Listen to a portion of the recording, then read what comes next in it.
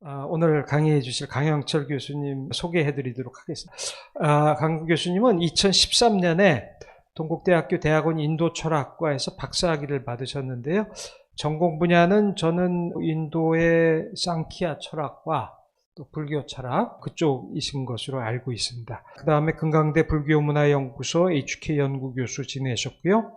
동국대 인도철학 불교학연구소하고 동국대 경주 와이즈 캠퍼스 불교사회문화연구원 전임연구원과 연구교수를 지내셨습니다. 지금은 동국대학교에서 강의하시면서 경희대 종교시민문화연구소 연구교수를 일하고 계십니다.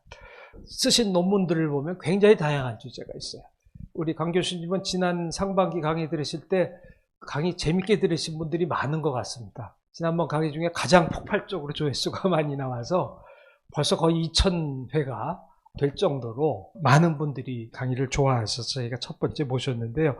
논문 쓰신 제목들을 보면은 굉장히 재미있는 주제들이 여러 가지가 많이 있어서 제가 뭐 이거 다 일일이 말씀드리긴 그렇습니다만 가령 가상현실을 통한 불교 이론의 재검토도 있고 또 오늘 강의하실 주제와 관련된 아트만과 뿌루샤 개념의 교차점이라고 하는 그런 것도 있고 또 일본에서 처음 상키아나 산스크리트 연구에 관한 것도 있고 그래서 제가 평소에도 굉장히 정말 재기가 넘치시는 분이구나 하는 그런 느낌을 받고 있는데 역시 이 논문에서도 그런 게 보이고 그래서 책을 빨리 하나 내셔야 된다고 늘 볼 때마다 강요를 하고 있습니다.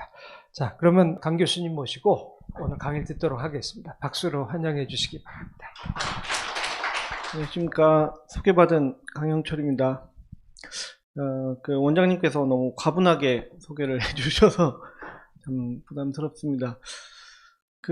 제가 이번에 이제 강좌 시리즈에 우선 이제 첫 시간을 맡게 돼서 저도 또 주제도 무화기도 하고 그래서 이걸 어떻게 진행해야 될까 고민을 많이 했습니다. 또 특히나 저희 토요법회에서 김성철 선생님이 무아에 관해서 굉장히 이제 심도 깊은 강의를 올려주셔서 여기서 제가 뭘 더 보탤 수 있을까 이런 고민을 하기도 하고 아니면 저는 또 어떤 부분을 좀 다뤄야 될까라는 것도 좀 많이 생각을 해봤습니다. 이제 또 오늘 원장님께서 좀 쉬우면서도 구태의연하지 않게라는 그 두 가지 참 병립하기 힘든 그 두 가지를 이제 요청을 해주셔서 나름대로 저는 이제 인류는 어떻게 나를 만들었나라는 주제로 다뤄봤습니다. 오늘은 이제 주제를 뭐 간단히 말씀을 드리면은 그러니까 나라는 인식이 어떻게 고통으로 이어지는가라는 것과 그리고 인류는 왜 언제부터 나를 인식하게 되었는가 그리고 또 호모사피엔스를 생존으로 이끈 마음 기능들의 이제 명암 유목민에서 농경민으로 나를 확장하게 된 사람들 기원전 5세기에 무아는 어떤 효과를 발휘했는가 그리고 현대인들에게는 무아로 무엇을 알려줄 수 있는가 라는 이런 주제들을 다뤘습니다. 그래서 이거를 다 순서대로 다루는 건 아니고요. 요거 전체가 이제 오늘 강좌에 들어갈 수 있도록 꿈을 봤습니다. 이게 왜 이제 제가 호모사피엔스나 이제 유목민 같은 얘기를 드리냐면요. 기원전 5세기에 이제 여러 사상이 인도에서 나오기 이전에 우리가 이제 알고 있는 대로 아리아인들이 인도에 정착을 하게 되는 역사가 있습니다. 근데 그 역사가 인도사를 공부하는데도 아니면 인도 사상사 아니면 불교를 공부하는데도 굉장히 중요하지만은 어떻게 보면은 유목민에서 이제 문명인으로 농경민에서 이제 문명인 인으로 이제 정착을 하게 되는 요 과정의 하나의 이제 전형이랄까요? 하나의 대표적인 모습을 보여주고 있기도 해서 또 그 점이 우리 이제 현대인들한테 시사하는 부분이 분명히 있지 않을까 해서 요 주제를 다뤄봤습니다. 자, 그래서 이제 이 아리아인이라고 하는 지금 사실은 민족이라고 하기는 좀 어렵고 아리아라는 이름 자체도 사실은 논란의 여지가 있습니다. 근데 통상적으로 이제 아리아인이라고 부르니까 저도 일단은 그렇게 부르도록 하겠습니다. 그래서 아리아인이라고 하는 요 민족이 사실은 여기 보면 흑해하고 카스피해 사이에 있는 요 지역에서 이제 그 수렵 채집을 하던 그 민족이었는데요. 다들 아시다시피 요 사람들이 서쪽으로는 유럽으로 흘러 들어가서 오늘날 유럽인들의 뭐 조상이라고 뭐 해도 그 좋은 그런 이제 그 정착을 이제 이뤄냈고, 또 동쪽으로 가다가 남쪽으로 가서는 이제 오늘날 인도인들의 그 조상이 된 사람들입니다. 그래서 이게 이제 언어적으로, 그래서 인도하고 유럽이 사실은 거의 이제 같은 그 어족에 속해서 이제 인도 유럽 어족이라고 얘기를 하게 되는데, 그 언어의 사실은 시발점이 된 그 종족이라고 할 수가 있습니다. 근데 요 아리아인들이라고 우리가 소위 부르는 사람들의 이제 정체, 아니면 이 사람들이 어떤 일을 겪었는지, 그리고 어떻게 인도에 정착을 하게 됐는지 라는 부분에 대해서 조금 살펴보려고 합니다. 그래서 요 아리아인들 그 유목민들이 이제 어떻게 지냈는지를 문헌으로 남아있는 거는 사실 제일 오래된 게 이제 베다라는 성전입니다. 근데 요 베다라는 성전을 보면은 그 유목 생활을 하던 시절에 관한 이제 용어가 하나 남아있는데, 이게 요가 끄셰마라는 용어입니다. 그리고 이게 이게 초기 불교에서도 사용을 하고, 또 후기에 이제 유식문헌에서도 나오는 그 용어인데, 사실은 오늘 이제 이 아니라 이제 다음번에 그 연기에 관해서 가르치기로 하신 최성호 선생님이 요 요가 끄셰마에 대한 연구를 계속 이제 오랫동안 진행을 해오기도 하고 연구 성과를 내시기도 하셨습니다. 그래서 요 요가 끄셰마라는 단어가 수렵과 채집을 하던 그 유목 생활의 두 가지 측면을 보여주고 있습니다. 이게 뭐냐면은 이제 요가라는 게 원래 뜻은 원래는 기본적인 뜻은 묶는다는 뜻이죠, 산스크리트어로. 그리고 뭐 속박, 뭐 연결, 아니면 이치에 합당하다고 할 때 특히 이제 논리적인 논소에서 이치에 합당하다고 할 때도 이제 요가라는 말을 쓰이고, 또 말이나 소 위에 씌우는 이제 멍에도 이제 요가라고 사용이 됩니다. 이 5가지 용례들이 뭐 어쩌다가 한 번씩 나오는 게 아니라 산스크리트를 읽으시는 분들은 그냥 계속 겪게 되는 그런 의미들입니다. 그래서 이제 요가 끄셰마가 수렵과 채집을 하던 유목민들이 지금 이제 살고 있는 곳에서 수렵 채집이라는 게 한계가 있잖아요. 그래서 더 이상 이제 동물을 잡기가 힘들고, 더 이상 이제 이곳에서 생활을 하기가 힘들었을 때 새로운 땅을 찾아서 이동하는 요 국면을 요가라고 합니다. 그리고 반대로 끄셰마는 끄샤라는 땅, 들판 이런 이름에 이제 기원을 하는데, 유목생활 중에서도 야영지를 구축하고 땅에 머무는 시기를 얘기를 합니다. 그래서 유목민들의 생활이라는 게 그렇겠죠. 이동이 수렵하고 채집을 하다 보면은 분명히 이제 한계가 올 거고, 근데 한계가 오기 전까지는 잘 지내겠죠. 잘 지내는 기간이 이제 끄셰마의 기간이고, 이제 여기서 한계가 와서 이제 다른 땅을 찾으러 떠나자라고 하는 기간이 이제 요가의 기간입니다. 그래서 요가 끄셰마라는 단어가 있습니다. 그래서 유목민의 생활은 사실은 요가와 끄셰마의 반복입니다.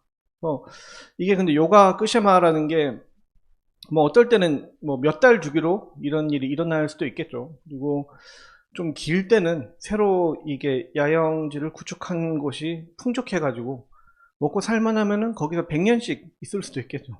100년 있다가 다 떨어지면은 또 이동을 하는 기간도 있고, 또 이동하는 기간도 몇 달 이동을 하다가 좋은 땅을 찾을 때도 있기도 하겠지만은, 또 어떨 때는 몇십 년이 걸리는 시기도 있을 수가 있습니다. 그래서 아리아인들이 계속 이동을 해서 인도까지 오는 요 기간을 사실은 이제 요가 끄셰마의 이제 반복이라고 볼 수가 있습니다. 그래서 어떤 세대들은 유목민들 중에서도 태어나서 죽을 때까지, 그때 이제 평균 수명이 아마 40이 안 됐을 거예요. 요가 기간만 보내는 사람들도 있을 거고, 태어나서 죽을 때까지 이제 땅을 찾아서 이동하는 기간만, 또 어떤 세대들은 또 끄셰마 기간만 보내는 세대도 있겠죠.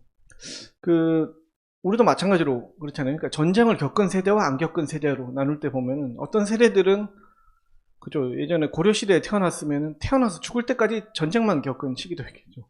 몽고 1차 침략쯤에 이렇게 태어난 사람들은 평생 전쟁이에요. 그리고 아마 이제 뭐 가까운 시기에 있는 그 왜 조금 연배가 있으신 분들 세대도 그죠? 이제 청일 전쟁과 그 태평양 전쟁, 한국 전쟁을 다 겪은 분들도 실제로 계시잖아요. 그런 분들은 사실 평생을 전쟁으로 보내는 분들도 있고, 그 저희 세대처럼 아예 전쟁이란 걸 사실은 경험해보지 못한 세대들도 있고, 뭐 이렇게 반복을 해서 지냅니다. 그래서 그 요가라는 요 의미가, 그래서 지금 이제 수행을 의미하기도 하지만은 이때 이제 그 요 기간을, 그 이동하는 기간을 왜 요가라고 부르냐라고 했을 때 뭐 실제로 뭐 정확하게 알 수는 없습니다. 근데 이 요가의 뜻 중에 멍해라는 뜻이 있어서 말에다가 이제 마구를 채우는, 이 마구라는 뜻이 있으니까 마구를 채우는 기간이라서 요가라고 하기도 하고, 또 이제 하나는 이게 요가라는 게 끄실마하고 끄실마 사이의 연결 과정이라서 요가라는 그 연결이라는 기본적인 뜻에서 비롯됐을 수도 있습니다. 그래서 요런 요가 끄실마의 기간이 있고, 요 요가 끄실마라는 개념이 나중에 인도에 정착을 한 다음에도 굉장히 중요하게 그 작용이 되게 됩니다. 그래서 그 정착을 하고 난 뒤에는 요가라는 게, 그쵸, 원래 끄실마 기간에 이제 지금 있는 땅에서 못 살겠다라고 해서 이동을 하는 기간이기 때문에 일상의 고통을 벗어나기 위한 행위들 전체를 요가라고 이렇게 부르게 됩니다. 그래서 요 이동하는 기간에 이제 어려움을 알 수 있는 그 측면 중에 요 이제 니나 자블론스키라고 지금 펜실베니아 대학에서 이제 인류학을 연구하고 계신 분인데, 이분은 이제 저기 오른쪽에 있는 저 이제 책을 이제 그 쓰시면서 장기간 동안 그 지구 전체에 있는 그 토착민들의 피부 색깔을 다 조사를 했어요. 피부색을 조사해가지고 피부색을 이제 어떤 색을 그 띠고 있는지를 실제로 조사해서 지구 전체의 피부 색깔 지도를 완성을 했는데, 이 결과가 이렇게 나와요. 그래서 사실은 이게 이제 그 의외로 충격적인 거는 인종하고 피부색이 상관이 없다는 거예요. 그 상관이 없고, 사실 인종보다도 위도하고 오히려 더 상관이 있어요.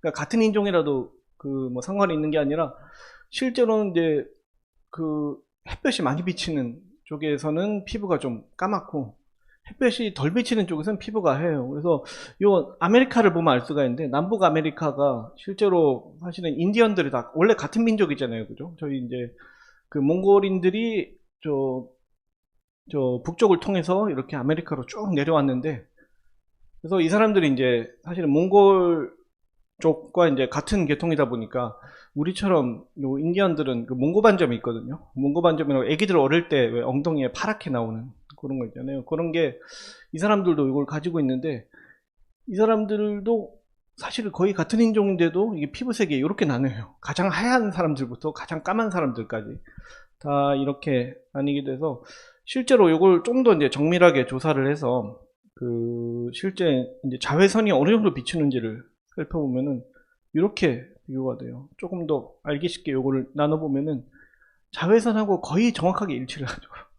정확하게 일치를 하는 그런 인종을 보이고 있습니다. 그래서 그 여기서 보면 이제 읽을 수 있는 것 중에 재밌는 거는, 사실 전 세계 유럽의 백인들이 그 최근에 그 다른 대륙으로 가서 정착에 성공한 지역이 몇 군데 있잖아요. 대표적인 곳이 이제 미국이고, 아니면 호주라거나 아니면 남아프리카 공화국 같은 데들, 요 위치들을 보면은 다 실제로 자외선이 좀 덜 비치는 쪽이에요. 덜 비치는 쪽에 이제 유도에 이제 정착을 했고, 뭐 사실 아르헨티나도 원래 그런 국가죠. 의외로 거기 이제 그 남미의 다른 국가들하고 조금 그 민족 구성이 틀려가지고 실제로 백인들이 많이 사는 곳이거든요. 근데 이렇게 이제 차이가 나는 이유가, 요 이동에 왜 이 사람들이 이제 미국이나 호주나 남아프리카 공화국에만 정착을 성공했느냐라는 게 정치적인 문제도 있겠지만은, 사실은 위도 간의 이동이 사실 굉장히 위험한 행위입니다. 그래서 이게 이제 두 가지 병에 항상 이렇게 마주치게 돼 있어요. 이제 그 구루병이라는 게 아시겠지만 다리가 O자로 휘어지는 병이거든요. 그러니까 뼈가 이렇게 그 돌아가는 병인데, 구루병이 요즘에는 이제 원인이 비타민 D가 부족해서 일어난다고 그 생각을 해요. 그래서 그 비타민 D가 비타민 D라는 게 아시겠지만 자외선을 통해서 흡수를 하거든요. 흡수를 하는데 요 흑인들은 그 백인들에 비해서 이제 그 강한 햇빛에 이제 적응된 피부이기 때문에 자외선 흡수율이 6분의 1 정도밖에 안 돼요.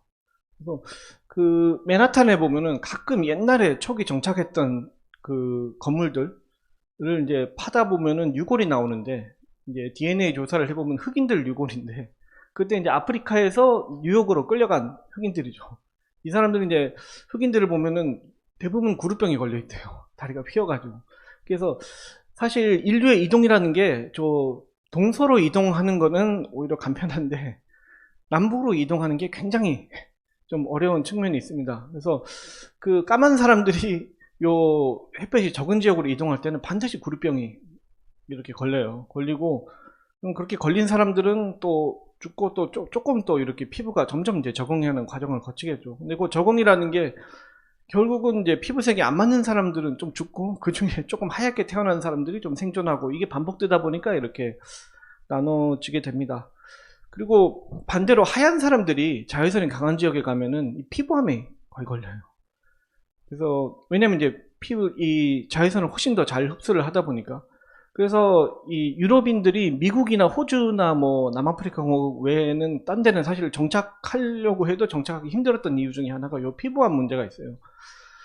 그래서 이제 호주가 최근에 그죠, 요 남반구에 이제 오존층이 파괴됐다고 요런 기사들이 최근 몇십 년 이제 나오기 시작한 지로, 사실은 실제로 호주에 이제 이런 일들이 일어났어요. 그 호주에서 피부암 발생 위험이 이제 다른 지역 평균에 비해서 13배 정도가 높대요. 근데 이게 실제로 이제 호주가 좀 의료 시스템이 좋은 편이라서 그 암 조기 진단율이 높아서 뭐 이렇게 나오는 면도 있긴 한데 13배면 그래도 굉장히 많은 편이잖아요. 그러니까 요게 이제 실제로 이 유목민들이 남북으로 이동할 때 이런 항상 고뇌가 있게 됩니다.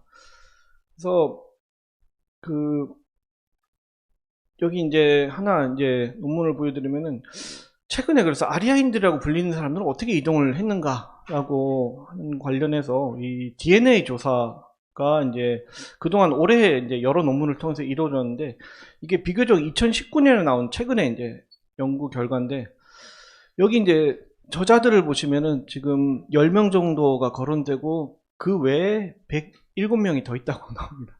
그러니까 논문 한 편에 117명이 참여를 한 거예요. 국적도 다양하게 참여를 해서 요 이제 우리가 아리아인들이라고 부르는 그 사람들의 그 DNA가 어떤지를 그 중간중간에 이제 유라시아 대륙 전체에서 나오는 그 유골들을 통해서 이제 연대도 대충 나오니까요. 그거에 이제 그 이동 지도를 이렇게 만든 게 있는데, 이렇게 이제 그 요 지역에서 이제 발굴을 했던 것들을 가지고 그 대대적인 이제 프로젝트로 연구를 진행한 결과가 사실은 이제 요거예요. 근데 요것도 지도를 보시면은 원래 지도보다는 조금 이렇게 옆으로 기울여서 표시를 해뒀는데, 요걸 이제 이걸 맞추면은 사실은 요렇게 되거든요.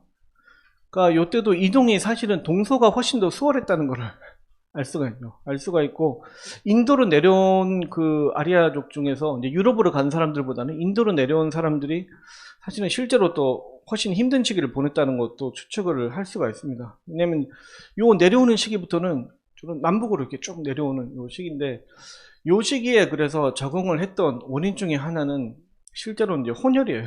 혼혈. 그러니까 이게 보면은 요 색깔이 지금 잠시만요. 요 왼쪽 화면이 보면 색깔이 요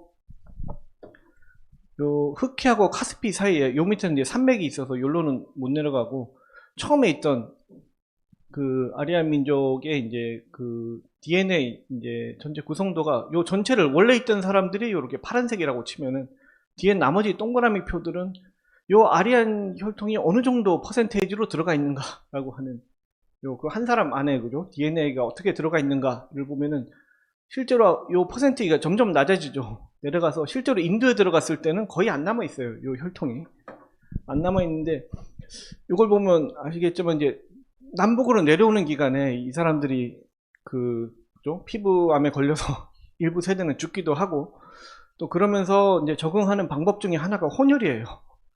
이게 어떤 식으로 혼혈이 이루어졌는지는 정확하게는 알 수는 없어요. 그러니까 요 이동 기간이 실제로는 여기 이제 황토색 부분을 그 그 유라시안 대초원 지대라고 하는데 요 지대에서 그 이동을 하다가 이렇게 내려올 때 요 시기는 이미 농사도 짓고 있었거든요. 짓고 있긴 있는데 농사로 다 모든 걸 먹을 수 있을 정도까지는 아니었어요. 왜냐면 요 기대가 건조한 지역이고 이제 건식농업이라고 해서 조금 보태는 정도에서 수렵 체제를 병행하던 곳이었는데 요 만나는 민족들마다 혼혈을 계속 거듭해 가면서 쭉 내려와서 이게 인도에 내려온 상황이에요. 그러니까 요걸 보면 이제 알 수가 있듯이 그동안에 이제 저도 이제 처음에 공부를 할 때 배우기로는 이게 백인들에 가까운 사람이 인도에 내려와 가지고 피부가 까만 사람들을 정복을 했다라는 식의 이제 얘기들을 배우기도 했는데 이 사람들 요걸 보면 이미 내려올 때 이미 까매진 상태에서 들어온 거예요. 점차 적응을 하면서 까만 상태에서 이제 들어왔다는 걸 알 수가 있습니다. 그리고 이제 그 또 한 가지는 요새 이제 인도 그 오래되긴 했지만 인도 이제 민족주의자들이 이 사실은 아리아인족의 이동이 이제 잘못된 가설이고 그 사실은 인도에서 인더스 문명 때부터 이미 아리아인족이 있다가 오히려 그때 인도를 통해서 유럽으로 퍼진 거다라는 요 설이 꽤 많이 인도에서는 퍼지고 있거든요. 근데 그것도 이제 DNA를 통해서 이게 그런 게 있을 수 없다는 것도 알게 됐습니다. 왜냐면 DNA는 이제 그랬으면은 오히려 인더스 문명 쪽에서 출발을 해서 점점 더 옅어져야 되는데 이게 반대가 되고 있거든요. 반대가 되고 있고 유럽으로 갈수록 또 점점 더 옅어지고 있습니다. 그러니까 이런 사실들을 사실 이제 DNA 조사를 통해서 알 수 있는데 이게 이제 얼마나 그 힘들게 내려왔는지 그리고 어떻게 이제 그 내려왔는지 그리고 어느 만큼 혈통을 섞었는지도 알 수가 있겠죠. 근데 요 아리아인들이 이제 지금 베다를 통해서 가장 오래된 문헌이 이제 베다다 보니까 베다의 내용을 보면 알겠고 지금도 이어지는 이제 인도의 전통으로 이제 제사를 굉장히 중시하던 그 민족이었어요. 그래서 사실은 아리아인이라는 말 자체가 이미 혈통하고는 상관없고 내려올 때 이미 뭐 혈통은 이미 거의 없어졌죠. 없어진 상태고 중요한 거는 이제 제사와 그 언어의 공통성 외에는 민족은 계속 이렇게 교체되고 이제 변화해 왔다는 것도 알 수가 있습니다. 그래서 이제 그 뭐 기원전 2000년 정도에 그 인도에 드디어 이제 도착을 하게 됩니다. 근데 도착을 할 때 여기 이제 알 수 있는 뭐 사실 중에 요것도 이제 다른 그 논문인데 이건 폴란드 사람들이 쓴 논문인데 이제 그 다니엘이라는 사람을 중심으로 이제 소설된 논문인데 여기 이제 내용이 뭐냐면요. 부모들이 태어난 고향 지역하고 자식들의 키를 그 통계적으로 내봤더니 부모 두 분 사이의 고향이 멀수록 자식들의 키가 크다는 결과가 나왔어요. 그러니까 이게 이제 유럽에서 이게 조사가 가능한 게 우리나라처럼 뭐 이렇게 우리나라도 집성촌이라는 개념이 있지만은 유럽에서는 사실은 그 주변에서 결혼을 하고 사촌들끼리 결혼을 하고 이러다 보니까 한 마을에 몰려 있으면은 그 유전적으로 이렇게 가까울 가능성이 굉장히 높거든요. 반대로 멀리 떨어진 지역에 살면은 유전적으로 이제 멀 가능성이 높다 보니까 유전적으로 먼 사람들끼리 결혼을 했을 때 신체가 더 건강하고 크게 자라난다는 그런 결과를 이제 폴란드 내부에서도 이런 차이들이 이제 나타나고 있습니다. 그래서 아리아인들이 이렇게 이동을 하면서 계속 혼혈을 거듭해 왔을 때 꽤 그죠? 그 신체적으로도 굉장히 그 사이에 이제 그 변화를 이제 겪었다는 것도 좀 추측을 할 수가 있습니다. 이제 그렇게 해서 이제 드디어 인도에 이 사람들이 이제 도착을 하게 돼서 이 사람들의 이제 산스크리트와 이제 제사 중심의 문화를 인도에 이렇게 가져오게 됐습니다. 근데 그래서 이제 기원전 500년 정도에는 요 정도의 이제 그 지도를 형성하게 되는데 이게 이제 1차적으로 인도 지도가 완성된 시기예요. 그래서 요 밑에 이제 빈디아 산맥 밑으로는 좀 가기는 갔지만은 그 밑에까지는 사실은 이제 그 뭐 사람이 안 살던 건 아니고 원래 이제 있던 그 뭐 원주민들이 살고 있었지만 이제 교류가 안 되던 시기고 요 전체가 이제 지금 그 당시에 그 1차적으로 완성된 지도라고 할 수가 있습니다. 그리고 우리가 이제 보게 될 이제 불교라고 하는 게 이 중에 이제 동부 지역에 그 사문 전통이라는 요 전통을 슈라마나라고 하죠. 그래서 이 출가를 하는 사람들이 이제 숲에서 살고 있던 그런 전통을 형성하던 거는 이쪽 동부입니다. 그래서 요거는 이제 제일 뭐 거의 이제 마지막에 그 진출된 지역이라고 할 수 있습니다. 그래서 이제 여기서 농사를 짓기 시작하면서 왜냐면 인도 땅에 이제 드디어 처음에 왔을 때부터 농사를 짓던 건 아닌데 동쪽으로 진출하게 되면서 이쪽이 이제 농사가 잘 되니까 실제로 그때 개간을 많이 하기도 했던 것 같습니다. 그러니까 숲을 불태운다거나 하는 방식으로. 그래서 후대 이제 인도 문헌들을 봐도 숲을 불태우는 얘기가 굉장히 많이 나오거든요. 그래서 이제 이 인류 전체 상으로 보면은 농경 기술이 이제 발전되면서 이제 문자가 생기게 됩니다. 근데 보통 이제 전 세계에서 문자가 생긴 지역들을 보면 농경이 시작되고 나서 문자가 생겼거든요.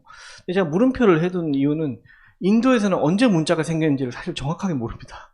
아직까지도 이렇게 가설이 막 난무하고 있어요. 그래서 이제 부처님 당시에도 문자가 있었는지 없었는지 그것조차는 논란이 있어요. 논란이 있는데 보통은 이제 농경이 시작되면서부터 문자들이 생기기 시작합니다. 왜냐면은 그 전까지 수렵 채집을 할 때는 뭔가를 이렇게 배워야 되는 일들이 있을 때 실제로 이제 현장에서 배우게 되죠. 수렵 채집이라는 게. 왜 우리 스포츠를 배울 때도 그렇잖아요. 축구나 야구를 이렇게 미리 배우고 들어가는 게 아니라 그냥 하다 보면서 배우는 거잖아요. 사냥을 배우는 것도 그렇게 배우고 채집을 하는 것도 그렇게 배우게 됩니다. 그래서 근데 농사를 지을 때는 어떻게 지어야 더 잘 된다거나 어떻게 지으면은 실패를 한다거나 아니면 어느 시기에 지어야 된다거나 이런 게 기록할 게 되게 많아요. 되게 많고 사냥을 할 때는 생각할 시간이 없잖아요. 문자로 뭔가 이렇게 확인을 하고 저 동물은 저렇게 잡아야지라고 확인을 하는 게 아니라 그냥 배운 대로 이렇게 현장에서 움직이는데 농사는 여유가 있어요. 보고서 어떤 게 제일 잘 되는지 기록을 할 수가 있게 하다 보니까 실제로 농경 기술이 발전되고 문자가 나오기 시작하면서부터 인간이 뇌가 좀 더 작아졌대요. 왜냐면 문자가 나오기 시작하면서부터는 아무래도 생각할 필요가 없거든요. 그러니까 사실은 수렵 채집인들은 모든 걸 다 본인 머릿속에 기억을 해야 되는데 문자가 있으면 다 기억을 하지 않고도 볼 수가 있잖아요. 그리고 이 사람들이 이제 1년 주기에 대한 인식이 조금 더 정확하게 생겼습니다. 그래서 그 전까지는 봄, 여름, 가을, 겨울이라는 게 물론 뭐 수렵 채집인들도 있었겠지만은 농사를 짓게 되면은 여기 생존하고 직결이 되다 보니까 이 시기에는 어떻게 오고 이 시기에는 비가 오고 이 시기에는 추워지고 이런 인식을 하게 되면은 내가 1년을 보냈다는 인식을 훨씬 더 강하게 가지게 되겠죠. 그리고 또 수명이 실제로 많이 증가하기도 합니다. 그래서 인간이 이제 지금 호모 사피엔스가 DNA를 통해서 요즘은 이제 동물들마다의 자연 상태에서 수명을 어느 정도 이렇게 나올 수가 있는데 인간의 원래 수명이 38살 정도라고 그래요. 근데 지금 사실 그죠? 저도 이미 이제 인간의 수명을 넘어서 살고 있는 거예요. 근데 아마 대부분이 이제 그러시겠지만은 농경 시대가 되면서 실제로 수명이 많이 증가하게 됩니다. 근데 이때 이제 사람이 드디어 이제 본인의 미래에 대해서 생각을 하는 관념들이 생기기 시작해요. 그러니까 자아가 이제 시간적으로 확장을 하는 거죠. 그 전까지는 자의식이 없었던 건 아닌데, 뭐 동물들도 자의식을 가지니까요. 좀 똑똑한 동물들은. 근데 요 농경 문화가 시작되면서부터는 우리는 1년 주기에 대한 인식을 이렇게 1년을 보내고 앞으로 나는 몇 년을 보내겠지라고 이제 생각을 할 수가 있겠죠. 우리 할아버지가 돌아가신 걸 보니까 이렇게 몇 바퀴를 더 돌면은 나는 죽게 되겠지라는 것도 인식을 하게 돼요. 이게 수렵채집인들하고 이제 다른 점은 수렵채집인들은 사실은 언제 죽을지에 대한 인식을 그렇게 인생 계획을 가지고 막 세웠다는 이런 흔적이 별로 없어요. 별로 없고 또 실제로 사냥을 한다는 게 또 그런 거기도 합니다. 그러니까 제가 예전에 이제 학생 시절에 전라도의 어떤 섬에 여행을 간 적이 있었는데 진도에서 배를 타고 한 5시간 정도 배를 타면은 맹골도라는 곳이 있거든요. 한참 서쪽으로 이렇게 갑니다. 맹골도에서 조금 더 1시간 정도 배를 타고 가면은 이제 그 조그만 섬들이 몇 개가 있는데 거기 갔던 섬이 이게 중국에 더 가깝지 않나 싶을 정도로 한참을 가는 곳인데 거기에 할머니 4분이 살고 계셨거든요.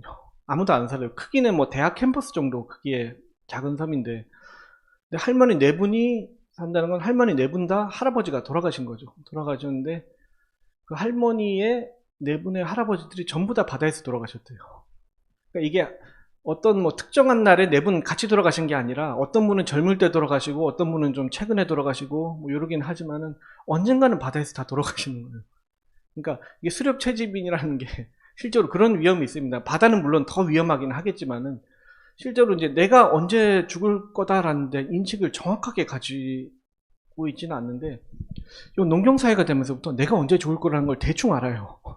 대충이라는 것도 뭐 몇 년 오차가 있긴 하겠지만, 그게 또, 왜냐면 수렵 채집을 하다 보면 사고로 죽는 경우가 많은데, 농경사회에서는 사고로 죽지는 않잖아요, 또 잘.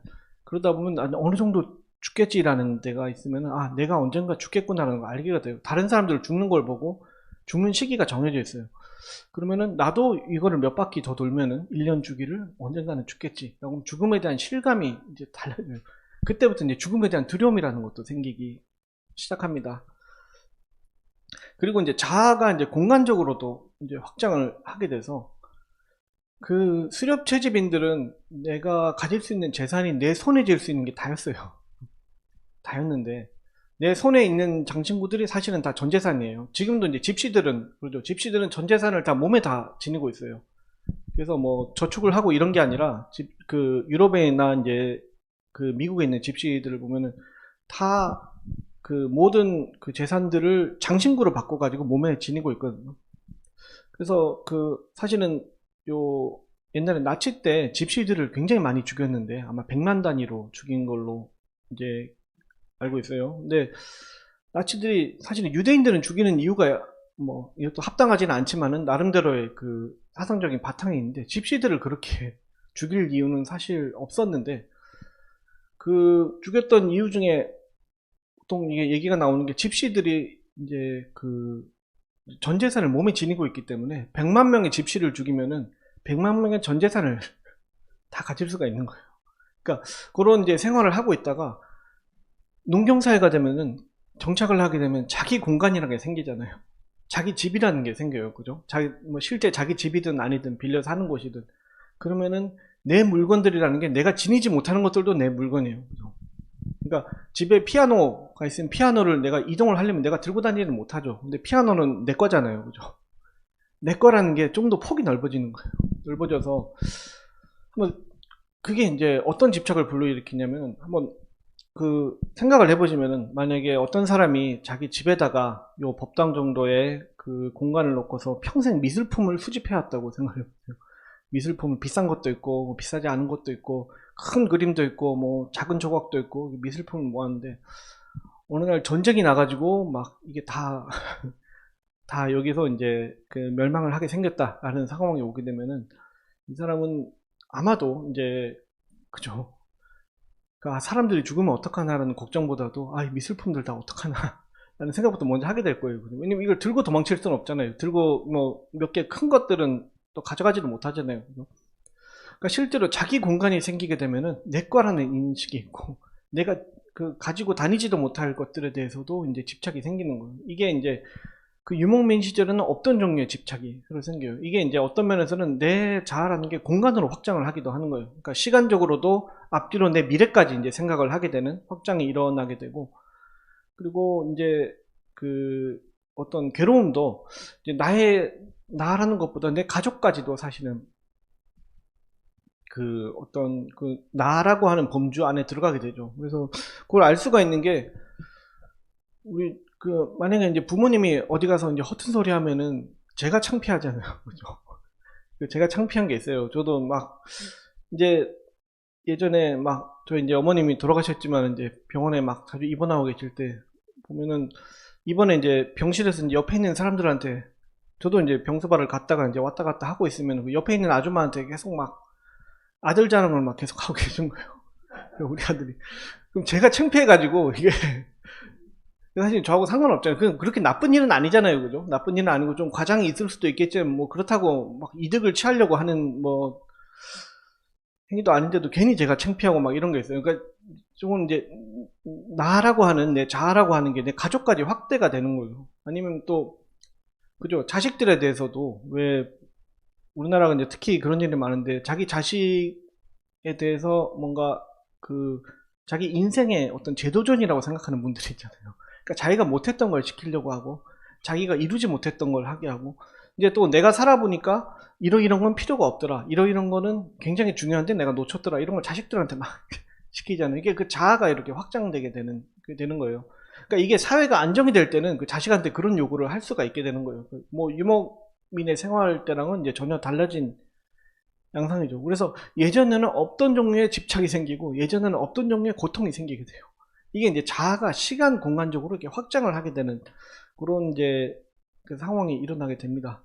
그리고 특히 이제 기원전 그 1000년 정도에 인도에 이제 철기가 도입이 되게 됩니다. 그래서 그 철기하고 청동기하고 가장 다른 점이 실제로 이 무기의 파괴력에서 우리는 다를 것 같이 생각이 되지만 파괴력에 큰 차이가 없어요. 청동검 봐도 되게 세 보이잖아요. 그죠? 이게 칼 들었다고 다 이렇게 무너지고 뭐 이러지는 않아요. 실제로 이제 철기가 나왔을 때 철기가 청동기에 비해서 이제 그 뭐 훨씬 더 이렇게 우수해서 청동검을 뭐 다 부러뜨렸다거나 뭐 이런 기록이 있는 건 아니에요. 근데 이게 원래 기원전 한 17세기 정도에 이제 원래 히타이트에서 철기가 처음 생겼다가 그 사실은 요 히타이트가 멸망하게 되면서 그 지금 터키 지역이죠. 그 아나톨리아 반도에서 멸망을 하게 되면서 그게 기원전 12세기예요. 이때 이제 전 세계로 사실은 철기가 퍼지기 시작했는데 그 철기하고 이제 청동기하고 이제 그 다른 점은 그 대중성이에요. 그러니까 청동기가 먼저 나온 그 청동이 이제 구리하고 주석으로 만들잖아요. 그러니까 구리에 그 저기 녹는 점이 한 뭐 1000도 정도면 구리는 녹는데 그 철은 이제 1580도 정도 돼야 녹거든요. 그러니까 이게 불을 만드는 기술이에요. 불을 만드는 기술 차이 때문에 청동기가 더 먼저 일어나게 되고 철기가 늦게 일어나게 되는데 실제 내구성은 사실은 청동이 훨씬 좋은 편이에요. 왜냐면 다들 기원전에 만들어진 청동 유물 같은 거는 어디서 본 적이 있으실 거예요. 근데 기원전에 만들어진 철기 유물들 보면 다 녹이 쓸어 있어요. 청동은 그래도 그 모습을 유지를 하고 있잖아요. 근데 이 철이 훨씬 더 이렇게 그 장점이 있던 그 대중성이라는 게 그 구리하고 주석은 전 세계에 이렇게 한정되어 있는 반면에 철은 전 세계 대부분의 지역에서 고르게 나는 편이에요. 그리고 많이 나는 편이에요. 그래가지고 청동기 시절에는 청동검을 사실은 뭐 왕들밖에는 못 가지고 있었어요. 제사 도구로 쓴다거나 굉장히 이제 소중한 일에만 썼었는데 그리고 무기를 만들더라도 주로 창을 만들었어요. 그러니까 검 정도 되면 굉장히 사치품이고 왜냐면 창이 검보다는 철을 좀 적게 먹잖아요. 그죠? 그 금속 부분이 좀 더 작잖아요. 작다 보니까 주로 창을 만들었는데 요 철기가 되면서 이제 창이 아니라 칼을 다 그것도 대중적으로 만들 수 있게 되고 또 특히나 농업에 중요한 거는 이걸로 드디어 농기구를 만들 수 있게 돼요. 농기구를 만들게 되면 생산량이 이제 확 늘어나게 되겠죠. 이제 땅을 이제 갈거나 베거나 할 때. 그래서 그 전까지는 이제 농사를 지어도 수렵과 병행을 해서 뭐 같이 먹거나 했던 데 비해서 이때부터는 잉여 생산물이 생기게 되는 거예요. 이제 농사 지었던 게 남는 거예요. 남으면은 이제 뭘 하냐 그러면 무역을 하게 되겠죠. 무역을 하게 되고 농사를 안 짓는 사람도 생기게 되는 거예요. 옛날에는 모든 사람들이 하루 종일 종사를 해도 1년 먹을 거를 이게 사실 건지기가 힘들었는데 이때부터는 이제 남다 보니까 무역을 하게 되고 그러면서 이제 도시라는 게 생겨요. 무역의 이제 중점이 되는 그 통로가 되는 부분에 사람들이 많이 몰리는 이제 도시라는 게 생기고 도시라는 게 생기게 됐을 때 사실은 부자라는 사람이 등장하게 돼요.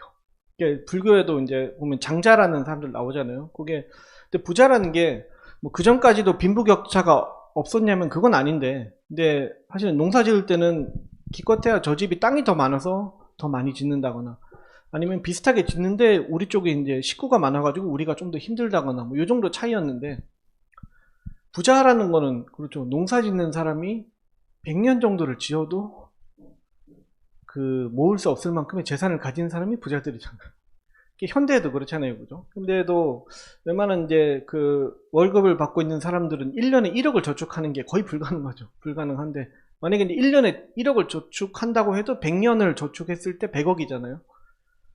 근데 지금 시기에는 100억을 가진 사람들 꽤 많이 있잖아요. 그죠? 그러니까 우리가 100년을 모아도 모을 수가 없는 만큼의 이제 재산을 가진 사람이 요때 처음 등장하기 시작해요. 도시가 생기면서 이게 일어난 일들입니다. 그래서 기원전 5세기에 방금 말씀드렸던 것처럼 인도의 지도의 1차적인 완성이 또 일어나게 됩니다. 그래서 이때 이제 불전의 기록으로 사실은 알 수가 있는데 16개국이 이제 경쟁을 했었다고 하고, 사실은 이제 중국으로 치면은 춘추 전국시대 같은 그런 상황이 일어난 상태입니다. 근데 1차적으로 완성됐다는 말은, 옛날에는 요가 끄샤마 전통으로 보자면은 지금 이 땅에서 뭔가 내가 살기가 힘들다라고 했을 때, 아니면 나는 왜 이렇게 이제 인생이 고통스러울까라고 느꼈을 때 떠나는 방식을 택했죠. 떠나는 방식을 택했는데, 인도 지도가 사실은 사방에 이제 산으로 막힌 상태로 1차적으로 완성이 됐을 때는 더 이상 이동할 수 있는 곳이 없어지기도 했습니다. 그래서 그 이동이라는 게 이제 요가의 시기라고 하면은, 요 이동을 하는 선택지가 박탈됐을 때 이 취했던 방식이 사회를 버리고 출가를 하게 되는 방식으로, 요때 이제 사문 전통이 생겨나게 됩니다. 그래서 이때 이제 사람들이 겪었을 이제 그 고통을 보면은, 이게 이제 그 저희 미국 임상학회에 있는 논문인데, 이게 이제 중국에서 아시겠지만 1959년부터 61년 사이에 대기근이 일어났었어요. 다들 이제 굶어 죽는 사람이 나오던 시기가 있었는데, 요때 태어난 아기들, 요때 이제 엄마가 임신을 했던 사람들, 엄마가 굶은 거죠. 임산부가 굶는 시기를 보냈던 애들을 그 나중에 커서 이렇게 보니까 보통 사람보다 고혈당인 사람이 엄청나게 많았대요. 그러니까 이게 이제 어머니의 그 굶었던 기억이 사실은 자손한테 이렇게 이어진 거죠. 그래서 왜 일어난지에 대해서는 아직까지 좀 논란이 분분해요. 그러니까 어릴 때 이제 그 뱃속에서 굶다 보니까 이게 그런 건지, 그 고혈당이 이제 많다는 소리는 당분을 섭취하는 게 훨씬 더 이제 더 잘 섭취한다는 뜻이잖아요. 섭취하는 뜻이고, 이게 굶는 상황에서는 원래는 이게 훨씬 더 유리해요. 그러니까 당분을 잘 섭취할 수가 있으니까. 그래서 엄마처럼 계속 이제 굶으면서 지냈으면 오히려 그런 체질이 훨씬 더 유리한 체질이에요. 유리한 체질이지만은 그 뒤에 이제 대기근이 끝나고 이제 먹을 수가 있게 되니까 이제 사실은 이제 그 고혈당이 이제 되는 거죠. 그러니까 당뇨병이 생기게 되는데, 문제는 요 이제 자식들뿐만이 아니라 그 손자들 세대까지도 고혈당이 되게 많대요. 혈당이 되게 높게 나타나는 거죠. 그러니까 부모들이 굶었던 기억이 이 자손들한테도 이렇게 이어진다는 거죠. 이어지면은, 그래서 이제 요 시기를 이제 보면은 그 농경 문화가 생기고 잉여 생산이 일어나게 됐을 때 이제 더 이상 굶는 사람이 없어지게 돼요. 이제 수렵 채집, 뭐 굶는 사람이 없지 않았겠지만은, 근데 수렵 채집 시기에는 그 사실은 굶는 게 당연한 거였어요. 그러니까 사냥에 성공하고 채집에 성공하면은 잘 먹다가도 또 사냥을 못하면 또 못 먹는 날도 있을 수가 있는 거죠. 그러니까 그거에 어떻게 보면 이제 적응이 된 상태인데, 이제 그 사실은 농경 시대가 되면서 인경 생산이 일어났을 때 실제로 이게 병든 사람이 굉장히 많이 나왔을 거예요. 왜냐면 또 탄수화물이라는 게 우리가 그 지구 전체로 봤을 때 고기가 없는 지역은 없어요. 그러니까 사실 인류 전체는 다 고기를 먹고 지냈어요. 과일이 없는 지역도 거의 없어요. 그러니까 고기랑 과일을 거의 먹고 지냈는데, 요 곡물이 없는 지역은 지구상에 굉장히 많아요. 그러니까 사실 인류 전체가 곡물을 먹는데 사실은 적응을 한 상태는 아닌데, 농사를 짓는 거는 곡물을 짓는 거잖아요. 곡물을 많이 먹게 되는 상황이 왔을 때 실제로 병든 사람이 많이 나왔을 겁니다. 그래서 이때 이제 생로병사라는 개념이 사실 유목민 시절이 아니라 요 농경을 하기 시작하면서부터 요 개념이 생긴 거예요. 그러니까 내가 죽을 거다라는 개념, 아니면 내가 이제 병이 든다는 괴로움, 내가 늙는다는 괴로움. 왜냐면 늙는다는 것도 그 유목민들한테는 거의 사실 그 없는 일이죠. 평균 수명이 뭐 38살인데 늙지가 않죠. 그래서 그 보면은 그 옛날 유목민들 이렇게 유골들을 보면 이빨들은 멀쩡해요. 그 이도 제대로 안 닦았을 텐데, 왜냐면은 이빨이 빠질 만큼 못 살아서 그래요. 이빨이 빠질 나이만큼 살지를 못해서 사실은 그런 거예요. 그래서 요때 이제 시절을 보면은 병들어서 죽은 사람은 이렇게 많이 없고, 오히려 맞아 죽거나 뭐 이렇게 공격을 당해서 죽는 시체들은 있어도, 그 유골들은 있어도 병들어서 죽은 것처럼 보이는 유골은 그렇게 많지 않다고 해요. 근데 실제로 이제 그 병이 이제 생기게 된 거죠. 그래서 좀 이제 원천적으로 생각을 해보면은, 우리 이제 그 인류가 이제 호모 사피엔스를 이제 생존으로 이끈 기능들이, 정신적인 기능들이 몇 가지가 있어요. 그러니까 그 중에 하나가 단 것을 먹을 때 우리가 쾌락을 느끼잖아요. 누구나 단 걸 좋아하잖아요, 그죠? 특히 어릴 때 보면은 애기들은 이제 단 거에 환장을 하잖아요. 이제 그런 이유가, 우리가 단 것을 먹으면 기분이 좋게 사실은 마음이 설계가 돼 있어요.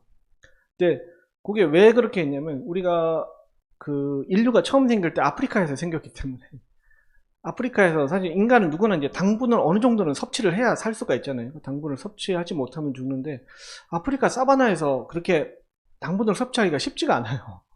우리 당장도 이게 지금 편의점만 가면 단 걸 먹을 수가 있지만은 산에 가서 단 걸 찾아보러 그러면 산에서 단 거 찾기가 힘들잖아요. 그죠? 단 거를 찾아내기 힘들어요. 당분을 취하기가 힘든 환경이다 보니까 단 거를 먹을 수 있을 때 좀 더 잘 먹도록 단 거를 먹으면 쾌감을 느끼도록 우리 이제 마음이 설계가 돼 있어요. 설계가 돼 있는데 현대에는 이제 당분을 언제든지 섭취할 수 있는 환경이 되다 보니까 사실은 농경사회가 됐을 땐 당뇨를 유발하게 됩니다. 그러니까 지금 이제 설탕이라는 게 언제나 먹을 수 있는 상태가 되면은 뭐 당뇨가 걸릴 수밖에 없는 뭐 그런 상태가 되는 거죠. 그래서 당국을 먹을 때 쾌락을 느끼는 요 마음의 기제가 옛날에는 우리 인류를 생존으로 이끌었어요. 그렇죠? 그리고 단 거를 먹을 때 쾌락을 느끼지 못하는 사람들의 후손들은 다 죽었어요. 다 죽었는데 지금 반대로 이 지금 새로운 사회에 아직까지 인간들은 적응을 못했어요. 왜냐면 인류가 이제 처음 생길 때 호모사피엔스가 처음 생길 때는 크게 다르지가 않거든요. 다르지가 않다 보니까 옛날에는 인류를 생존으로 이끌었던 내 마음의 기능들이 지금은 이제 인류를 이제 병들게 하는 이런 측면들이 있습니다. 그리고 사실은 우리 이제 남녀 차이 중에서 보면은 옛날에 남자들은 주로 사냥을 나갔겠죠. 수렵 채집 기간에 사냥을 나가고 여자들은 이제 집에서 이제 육아와 이제 그 가사를 담당을 하는 요 이제 포지션이 이제 수렵 시대에도 있었는데 그래서 사실은 물건을 찾을 때 보면은 남자들은 없던 물건이 새로 생기는 거에 대해서 방 안에 굉장히 훨씬 더 빨리 캐치를 한대요. 왜냐면 이제 밖에 나가서 사냥을 할 때는 뭔가 나타나는 걸 훨씬 더 잘 봐야 되잖아요. 잘 봐야 되는데 여성들은 이제 뭐 동물 같은 데서 이게 육아를 담당하다 보니까 내 집안에 있는 재물이 빠져나가는 거에 대해서 훨씬 더 민감하겠죠. 그래서 여성들은 오히려 방 안에 있던 물건이 없어지는 걸 훨씬 더 잘 빠르게 캐치를 한대요. 근데 그게 지금은 사실은 아무 쓸모없는 기능이죠. 아무 쓸모없는 기능인데 이게 이제 현대인들한테는 어떻게 나가냐면은 누군가한테 미워하는 사람한테 복수를 하거나 응징을 할 때 남자들은 뭔가를 더 보태는 방식으로 응징을 해요. 그래서 때리죠. 고통을 이제 더 보태주는 걸로. 근데 여성들은 응징을 할 때 사실은 무시하는 방식으로 가요. 무시해서 사회적으로 격리시키는 거예요. 그러니까 이 사람이 가진 걸 뺏는 거예요. 그러니까 그거에도 훨씬 더 민감하기 때문에 이렇게 나가는 거예요. 그래서 우리 마음이 왜 나는 저 사람이 미울 때 때리고 싶을까? 이게 물론 뭐 때리면 안 되겠지만은 사실은 이제 유목민 시절부터 이어온 정신적인 습관이 아직까지 이어지고 있는 거예요. 그래서 이제 고통이라는 것도 그죠. 원래는 고통이 사태를 파악하는 기능이에요. 그러니까 고통이라는 게 우리 만약에 없으면은 그죠. 이제 고통이 없으면 좋겠다고 생각을 하겠지만은 만약에 허리가 아프면은 그죠. 허리가 아프기 시작하면은 사실은 이제 많이 걷는 걸 멈추거나 쉬거나 해야 되잖아요. 그럼 아프면은 이제 우리가 멈추죠. 근데 그게 이제 우리를 살려주는 거예요. 근데 고통이 없으면 허리가 분명히 문제가 생기는데도 통증을 못 느끼면은 그대로 살다가 어느 순간 그냥 그대로 디스크가 터져버리겠죠. 그냥 그대로 주저앉겠죠. 그냥 그대로 주저앉는 일이 생기겠죠. 아니면 지나가다가 내가 못을 밟았다. 근데 그래서 피가 이제 동맥을 찔러서 막 줄줄 흘러나오는데 내가 고통을 못 느끼면은 그냥 피가 흘러도 모르고 그냥 계속 걸어가다가 이제 출혈로 죽게 되기도 하겠죠. 근데 이게 고통을 느끼면은 이제 아픈 순간에 이제 어떻게 지혈을 하거나 하는 방식을 취하겠죠. 그래서 고통이라는 게 사실은 이제 자연 상태에서는 이제 우리를 생존으로 이끌었는데 이제 고통이라는 게 계속 이제 문제로 발생을 하게 됩니다. 그리고 이제 편견이라고 하는 것도 사람은 이제 누구나 편견을 가지죠. 근데 편견을 가지는 것 자체가 원래는 이제 위험을 방지하는 기능이 있습니다. 이제 그거에 대해서 나중에 다시 좀 말씀을 드리겠습니다. 그리고 인간이 가지고 있는 능력 중에 나의 미래를 상상하는 능력이 있죠. 내 미래가 어떻게 되겠다라고 하는 거는 이건 사실은 나를 다른 쪽에 다른 공간에 있는 거를 상상을 하는 거예요. 내 미래가 이렇게 되겠다는 거는. 이게 이제 왜 도구 재료를 만들 때 신석기 시대 때도 보면은 재료를 가지러 가려고 한참을 걸어서 가서 이제 더 좋은 재료를 구하러 같다는 뭐 그런 이제 흔적들이 있어요. 그러니까 거기에 내 미래를 상상을 해야 이제 가능하거든요. 그 장시간의 작업이 필요한 작업들 있잖아요. 뭔가를 만들 때 꽤 오랫동안 설계를 해서 만들어야 되는 것도 내 미래를 이제 상상을 할 수 있어야 만들게 되는데, 요게 이제 사태가 확장되면 내 미래는 나도 죽겠지라는 그런 고통과 번민으로 이렇게 바뀌게 되는 거예요. 그래서 우리를 생존으로 이끌고 우리를 번영으로 이끌었던 마음의 기능들이 사실은 그대로 전혀 변하지 않은 채로 사실 우리 지금 이제 문명 사회를 살고 있습니다. 그래서 그 비슷한 것들이 이제 배가 불러도 더 먹는 마음이잖아요. 우리는 배가 불러도 먹잖아요, 인간들은. 근데 배가 불러도 더 먹는 이유는 수렵 채집인 시절에는 그렇게 먹어야 돼요. 왜냐면 지금 먹으면 언제 굶을지 모르잖아요. 먹을 수 있을 때 배 터지게 먹어둬야 되는데, 지금은 그게 건강에 안 좋죠. 사실은 조금씩 먹어도 이제 어디서 이제 먹을 거는 항상 있으니까, 그죠? 매일 조금씩 먹는 게 건강에 훨씬 좋은데도 우리는 배가 부를 때까지 먹게 되는 요 마음이 옛날에는 생존을 이끌었다면 지금 나를 병들게 만들고 있는 이런 마음입니다. 그리고 내가 싫어하는 거에 대한 확대라는 것도, 그 사람들이 그죠? 뭔가를 싫어할 때 보면은 이 정도로 싫어할 일이 아닌데도 지나치게 싫어하는 경향이 있잖아요, 현대인들이. 그게 근데 채집 그 생활에서는 그런 오버가 좀 필요해요. 왜냐면 싫어하는 건 제대로 경계를 해야 이게 뭔가 이렇게 뭐랄까요, 이게 위험으로부터 방지를 할 수가 있는데, 조금 과다할 정도로 이제 그 위험에 대한 어떤 걱정을 가져야 되는데, 지금은 뭐 길 가다가 죽을 일이 없는데도 계속 이렇게 싫어하는 사람들을 싫어하고 싫어하는 일들을 안 하려고 하고 뭐 이런 것들이 이제 생기게 되다 보면은 이게 이제 우리를 사실은 이제 고통으로 이끌고 있습니다. 그래서 이제 이 중에서 이제 편견이라고 하는 게, 이게 나를 만들어내는 어떤 그 정신적인 기능 중에 하나인데, 편견에 관해서는 뭐 조금 쉬었다가 다시 나중에 하도록 하겠습니다. 예.